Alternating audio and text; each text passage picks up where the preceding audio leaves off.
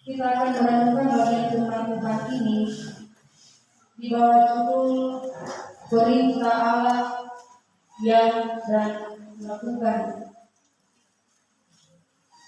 Bapak Ibu, saudara-saudariku yang berkasih dalam Tuhan, Injil Matius diawali dengan silsilah atau sefer. Tujuannya adalah supaya membaca tahu bahwa Yesus Tuhan secara manusia dalam daging, Dia adalah keturunan Daud, anak Abraham, keturunan kaum Yehuda, kalau dalam perjanjian baru yaitu umat Yahudi. Sebagai anak Daud, Yesus adalah yang dijanjikan dan Dia adalah Mesias. Kepadanya ada kuasa, lambang pemerintahan ada padanya. Di dalam Kejadian pasal 49 ayat 10, Yesaya 9 ayat 5, penasihat ajaib, Allah yang perkasa, Bapa yang kekal, Raja damai. Di dalam kitab Injil, khususnya Injil Matius, kita mengenal Tuhan Yesus, khususnya pekerjaannya.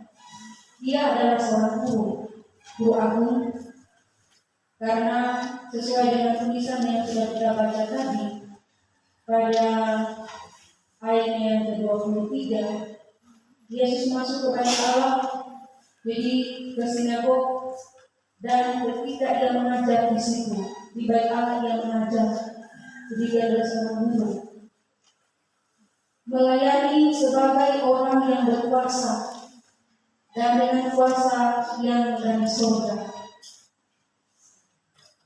Pernyataan Yohanes Pembaptis ini terambil didapat dari Matius 3:11, Matius 7 ayat 29, menjelaskan sebagai anak manusia dan Allah, Ia berkuasa untuk mengampuni dosa.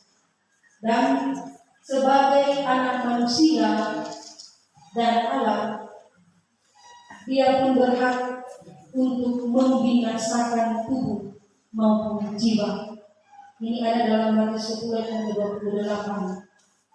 Orang Yahudi sangat senang belajar dan menulis sejarah. Oleh sebab itu sebenarnya orang Yahudi termasuk tua-tua bangsa Yahudi dan imam-imam kepala tidak perlu bertanya tentang kuasa Tuhan. Jadi masih saya mau Yesus naik. Karena mereka belajar akan Taurat, mereka belajar Taurat, tetapi mereka mempertanyakan tentang dari mana kuasa yang Tuhan peroleh. Nah, ini ada di ayat ke-23 bagian B. Pertanyaannya ini aneh.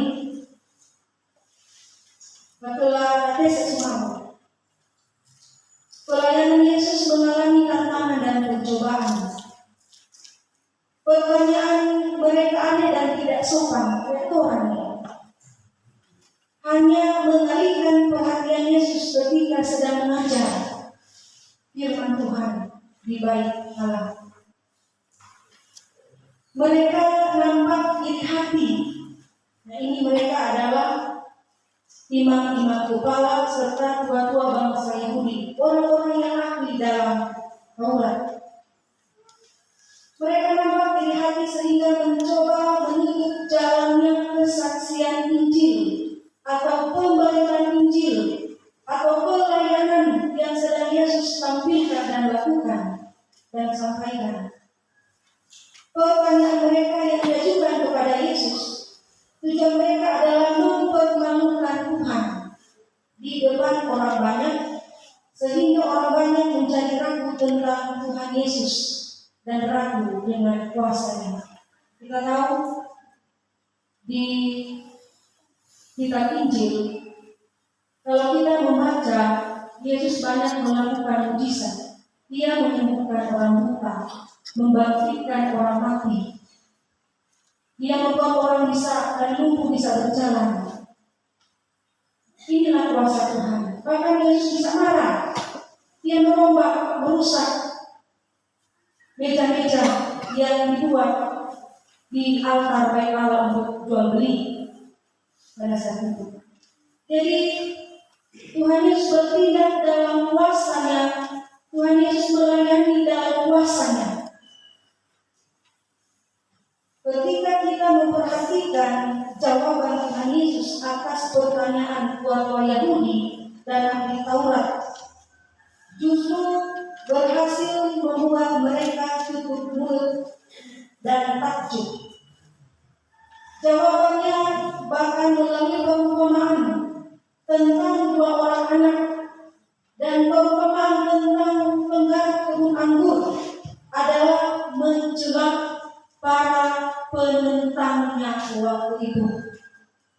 Dan untuk menunjukkan bahwa orang yang tidak mengenal baptisan Yohanes sebagai baptisan yang dari Allah dapat dipermalukan oleh pemungut cukai dan perempuan sunat yang mengetahui hal itu dan mengakuinya.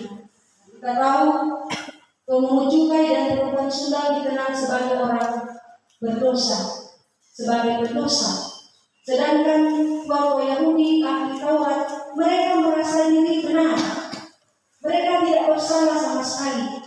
Berbeda dengan pemungut cukai dan perempuan sunat, jelas-jelas bahwa mereka ini adalah orang berdosa. Jawaban Tuhan Yesus menjelaskan bahwa wewenang yang ada padanya bukan dari mereka, tetapi dari tempat yang maha tinggi, yaitu dari surga. Sebagai seorang guru yang menyatakan Bapa yang baik kepada anak-anaknya, Yesus Kristus memberikan tugas untuk dilakukan oleh setiap orang. Sekarang pertanyaan kepada kita, kepada Bapak Ibu khususnya, pemuda remaja, coba kalian temukan di mana di sini ada kalimat yang mengandung perintah. Di ayat mana? Dari pembacaan kita tadi, ayat mana yang mengandung kalimat perintah sehingga ini sesuai dengan judul renungan kita, perintah Allah yang dan lakukan.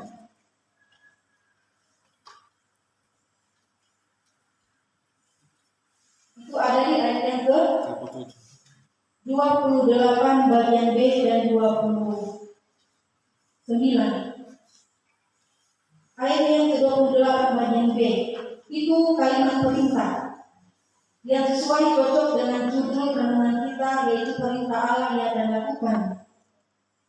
Menurut Alkitab terjemahan baru edisi 2 begini, anakku, pergi dan bekerjalah hari ini di kebun anggur. Yang pertama, ini disebut anak yang pertama menjawab begini atas perintah itu. Aku tidak mau. Namun kemudian ia menyesal dan pergi. Itu ada di ayat 29.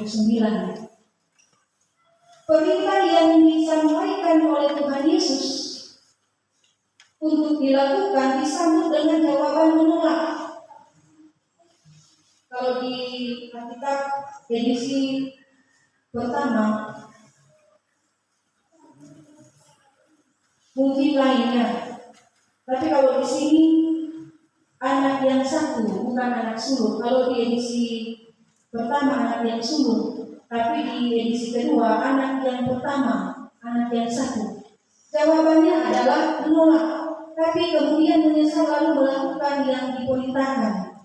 Nah, ini adalah menunjuk kepada pendosa, tapi kemudian bertobat, yaitu seperti perempuan sundal dan pemungut cukai. Kemudian yang kedua, yaitu anak yang kedua, dia menjawab pada yang ke-30. Jawabannya adalah baik Bapak, namun dia tidak pergi. Menjawab baik Bapak, tetapi kemudian tidak pergi, tidak melakukan yang diperintahkan. Ini menunjuk kepada imam kepala dan ahli ahli Taurat. Mereka sudah tahu kebenaran. Mereka sudah melihat tentang Yesus dan semua yang dikerjakannya, tetapi tidak percaya. Ini ada dua jenis manusia karakter yang ditampilkan di sini. Seorang pendosa, tapi setelah menerima dan mengenal Yesus, dia bertobat dan tidak melakukan dosa yang sama. Percaya kepada Tuhan Yesus yang sama. Tetapi yang kedua, tahu dalam otaknya, dalam pikirannya siapa ini Yesus, tetapi dalam hatinya menolak untuk percaya Yesus sebagai Juru Selamat. Berkat apa yang kita teladani di sini? Yang pertama, mengajarkan kepada kita bahwa semua kita ini adalah orang-orang berdosa. Isain Tomara Sudini Masusi. Tapi apa? Lebih dosa. Tidak ada manusia yang sempurna. Semua kita adalah orang-orang berdosa. Tidak ada satupun yang suci di hadapan Tuhan. Hanya manusia Yesus Kristus yang suci, sehingga ia layak disebut sebagai Juru Selamat. Andai kata Yesus tidak turun ke dunia menjadi sama seperti kita manusia, maka kita tidak bisa sampai ke surga. Karena Injil mengatakan bahwa dia satu-satunya adalah jalan menuju surga. Jadi Bapak Ibu, keselamatan bukan main-main. Percaya Yesus itu harus sungguh-sungguh. Jangan setelah dibaptis sidik lalu pergi meninggalkan Yesus dan meninggalkan Tuhan karena pasangan hidup berbeda agama. Banyak ini mempengaruhi anak-anak muda. Masa dia dalam sekolah minggu, pemuda kemarin tadi remaja, aduh, berantau.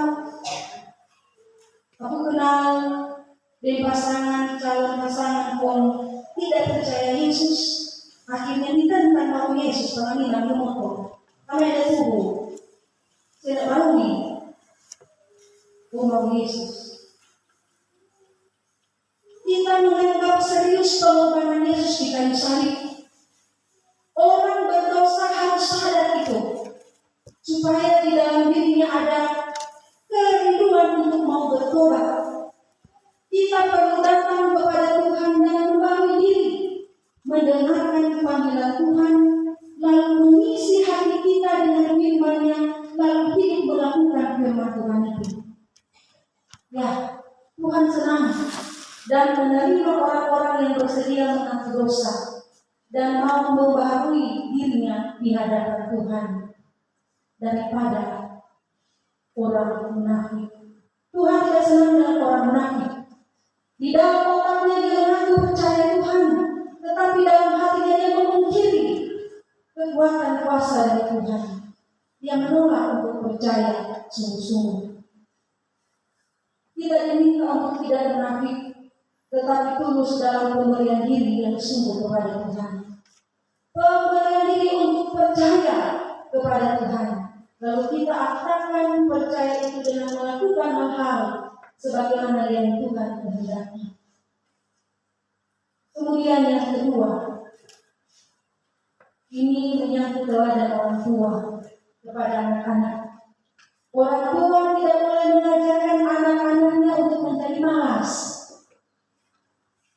Ini perwakilan seorang bapa sebagai orang tua. Yesus Kristus memerintahkan kepada anaknya, anakku, pergi dan bekerjalah hari ini di kebun anggur. Pergi dan bekerja. Pergi dan bekerjalah kamu satu-satu. Pergi dan bekerja, jangan malas. Harus rajin. Jadi orang Kristen itu jangan malas. Firman Tuhan pun mengatakan, menganjurkan kita, menasihati kepada kita, jangan malas. Anak-anak yang pemalas dan dikasih makan. Jadi orang tua jangan biasakan anakmu dididik dalam kemalasan. Didiklah untuk menjadi anak yang rajin bekerja. Yang ketiga, menjadi orang Kristen, jangan malas bekerja di hadapan Tuhan. Adalah bekerjailah dengan Tuhan, jangan lelah. Bekerjailah dengan Tuhan, jangan lelah. Tapi ini benar-benar jangan malas. Namun, hari ini lihat semua orang yang sedang boleh menceritakan pelayanan hidup keluarga. Ada masalah ibu, hidupku, ini benang kiri, karena tidak rasa malas. Kalau cuma soal kemampuan, Tuhan punya kuasa untuk memberikan kemampuan dalam pelayanan. Tapi kebanyakan orang menolak karena malas. Mungkin karena dia pernah sakit hati, dia pernah kecewa sehingga menguntungkan niatnya untuk menjadi malas. Jadi sudah merasa malas. Jadi orang Kristen jangan malas. Malas bekerja di ladangnya Tuhan. Berita Injil harus disampaikan kepada semua orang termasuk keluarga kita. Jadi ini pekerjaan pemberitaan Injil, menyampaikan firman, nasihat-nasihat yang membangun dari firman Tuhan itu harus disampaikan kepada keluarga kita, baik kepada suami, kepada istri, kepada anak-anak kita. Berita Injil ini harus dikumandangkan kepada semua orang. Jangan malas baca firman Tuhan. Amin. Jangan malas baca firman Tuhan. Jangan malas berdoa. Cara kumang berdoa. Jangan malas. Jangan malas ibadah. Ada orang malas ibadah. Ada di Makassar. Ada. Firman Tuhan bilang jangan malas. Maka dari itu yang ibadah. Ibadah itu kita lakukan sebagai bentuk ucapan syukur kepada Tuhan dari semua kita kepada hari ini. Terima kasih Sumaru, begitu pada ini maka kami menghadap berbeda. Ini kan di gereja maupun di kelompok, jangan karena orang perjamuan langsung mengibadah. Apa senangnya perjamuan, dosa-dosa sini. Jangan bilang jangan malas ibadah. Dan jangan malas melakukan pekerjaan-pekerjaan dan hal-hal yang mendatangkan keuntungan rohani bagi tubuh dan jiwa. Membaca firman Tuhan, menyanyi lagu-lagu rohani itu mendatangkan kesenangan, ketenangan, rasa aman bagi tubuh dan jiwa. Tapi orang banyak menyukai menyanyi lagu-lagu pop rohani, bukan pop rohani. Banyak orang lebih suka menonton sinetron lebih lama.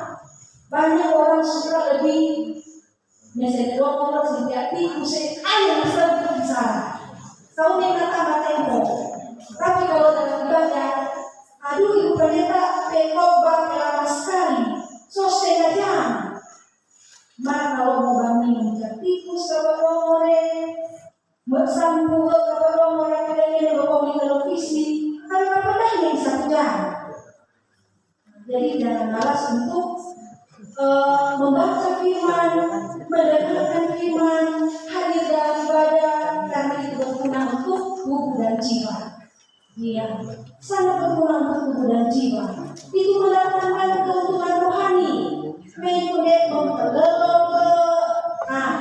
mengikuti apa masalah bukan yang tak menangi.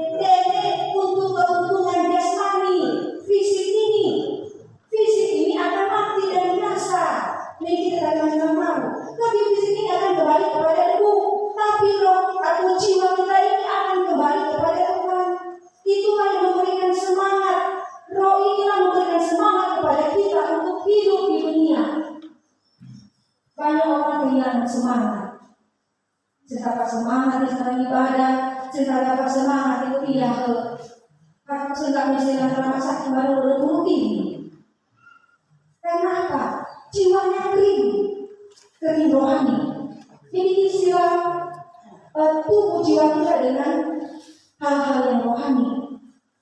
Semua orang bisa dibagi untuk aktif dalam tugas pemberitaan Injil ini. Ketika mendengar perintah, ya dan lakukan, itu jawaban kita. Kita menjawab, ya Tuhan, lalu kita pergi untuk melakukan. Nah, jika hari ini kamu mendengar suaranya dan firman-Nya, jangan menolak, tapi terimalah dalam hati dan lakukan dengan senang hati. Karena apa? Papianis itu, ya, itu orang baik. Ada amanat agung yang diberikan kepada kita dalam Matius 28:4-20. Sekalipun ketika melakukan amanat agung ini, kita ini bukan seorang pendeta, ya, untuk menyampaikan amanat agung atau Injil kepada orang lain, tidak harus menjadi pendeta atau penginjil, tapi kita mau terlibat dalam pelayanan pekerjaan Tuhan. Orang bapaknya, orang suami untuk sungguh-sungguh dalam Tuhan. Ini orang petugas sebagai istri untuk menyampaikan Injil. Tuhan Yesus bilang, dan jangan begini. Ini orang petugas sebagai istri. Begitu juga sebaliknya kalau suami-suami dan para istri sudah betul. Tegur dalam jalan kebenaran Tuhan. Bapak Ibu yang terkasih dalam Tuhan Yesus Kristus, sekalipun kita tidak harus menjadi seorang pendeta, namun setidaknya perilaku kita dan perkataan kita bisa menjadi berkat bagi orang lain, dan kemudian kita hidup bagi kemuliaan Tuhan. Kita sudah banyak membantu pekerjaan Tuhan di dunia ini. Kita yang lebih punya kelebihan, kita banyak membantu pelayanan pekerjaan Tuhan. Jadi siap sedialah, baik atau tidak baik waktunya. Ini sebagaimana yang disampaikan dalam surat 2 Timotius 4:2. Kemudian berkat yang keempat, dalam pelayanan dan pertobatan kita pasti akan banyak mengalami tantangan. Kesaluran ini pelayanan. Begitu juga kalau kita sudah mau bersedia untuk bertobat, ada saja godaan. Contoh di Yopa, saya mengenal 22 bukan karena masih tidak saya masak badannya. Saya mengenal 12 yang itu waktu di negara dan belum doang dalam keadaan mabuk. Namun saya masuk mau mati. Saya dulu utara saya utara sendiri. Tahu yang ini. Saya menerima. Ini dulu. Nah ini godaan. Coba ini, tapi ada saja godaan supaya orang jadi pulang. Jadi kita harus waspada. Kemudian dalam pelayanan kita akan berhadapan dengan sebuah tantangan. Bahaya timur berbeda kadang-kadang dalam tendung. Ini tantangan sebuah pelayanan. Tantangan untuk kita melayani, mendoakan orang sakit yang sekarang segera. Udah kira-kira doa dengan sakit. Nah, atau pelayanan itu sebuah tantangan dalam pelayanan. Ada banyak kita akan menemui sebuah tantangan dalam pelayanan maupun sasaran tidak sampai bertobat. Tapi sebagai orang yang percaya, mari kita dalam pelayanan harus meminta hikmat Tuhan. Jadi perlu ada hikmat Tuhan dan jangan memfitnah sesama. Ya, kita sebagai ketua diaken, pastor, siapapun kita, mari kita saling mendukung dalam pelayanan. Yang salah kita perlu tegur, teruskan, tapi jangan memfitnah. Jangan menyebarkan fitnah. Masih tak hikmat, fitnah sesuatu yang tidak benar. Kita katakan kepada orang lain. Jangan. Kita yang kelima berkat yaitu bukan pemilik kuasa.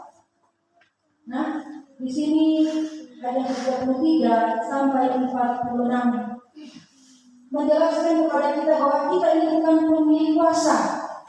Yang punya kuasa dalam pelayanan ini adalah Tuhan. Tuhan pemilik kebun anggur, Dia yang punya kuasa. Jadi ketika kita melayani, kita perlu berdoa, kita perlu baca firman, kita minta kekuatan, kuasa dari Tuhan. Pelayanan ini adalah milik Tuhan, bukan milik kita. Kita hanyalah pekerja yang ditugaskan oleh Sang Pemilik dan yang punya kuasa. Tuhan yang memberikan kuasa bagi orang-orang yang bekerja di kebun anggurnya. Oleh sebab itu, jangan memiliki sifat menguasai. Hal itu adalah dosa. Dalam pelayanan kita harus benar-benar menjaga diri kita supaya tetap ada dalam kuasa Tuhan. Jangan menjadi orang sombong mengandalkan diri sendiri. Karena pelayanan ini bukan main-main. Tanpa kuasa Tuhan, kita tidak bisa untuk melakukannya. Kemudian berkata yang selanjutnya yang keenam, kendalikan dirimu dalam hikmat Allah. Jangan kehilangan dasar iman. Pelihara iman kita. Jangan sampai seperti imam-imam kepala dan ahli Taurat atau ketua bangsa Yahudi. Dikatakan di sini pada yang ke-32, sebab Yohanes datang untuk menunjukkan jalan kebenaran kepadamu dan kamu tidak percaya kepadanya. Kita yang ada orang Kristen dipanggil bukan sekedar menjadi Kristen KTP. Keselamatan yang sudah Tuhan berikan kepada kita itu perlu kita seriusi, kita kerjakan dengan baik. Jangan kita kemudian dibaptis di sini terlalu malas. Mutanya semua kondisi di malas sedang bisa kelompok. Sarang bahasa kita malas, pulau malas. Ini orang sekitar gimana ini? Jadi pemalas. Jadi orang tua, coba kita terapkan ini dalam kehidupan keluarga kita. Anak-anak kita pasti diberkati untuk jalan yang lebih baik. Kendalikan diri kita dengan firman Allah, dengan doa dan kasih kepada Allah, sebab Dia telah lebih dulu mengasihi kita. Bapak Ibu yang terkasih dalam Tuhan, percaya bukan sekedar berkata, tetapi percaya itu adalah tindakan kanoa. Percaya bukan sekedar pameran, aku mengaku percaya Yesus, tapi itu lebih daripada perkataan, yaitu dan hati untuk mau melakukan firman Tuhan. Makanya kita penganiman ini. Kalau kita mau bergerak, kita melakukan sesuatu yang tidak sesuai dengan firman Tuhan. Tapi dalam tanda kutip kita orang Kristen, itu sama saja kita munafik di hadapan Tuhan. Tapi ketika kita dengan sungguh-sungguh percaya kepada Tuhan, sekalipun kelemahan masih ada pada kita, tapi kalau kita mau datang dalam kerendahan hati kepada meminta kekuatan, Tuhan pasti mampukan di dalam Roh Kudus yang tinggal bagi kita dalam hidup kita. Pasti Dia mampukan kita untuk bisa melakukan hal-hal yang berkenan di hadapannya. Supaya percaya ini tidak sekedar dengan perkataan, tapi juga dengan perbuatan kita. Bapak Ibu yang terkasih dalam Tuhan, mari kita sambil menjaga diri kita untuk tetap setia kepada Tuhan dalam pelayanan maupun dalam pengiringan kita kepada Tuhan, dan Tuhan Yesus menyertai kita semua. Amin.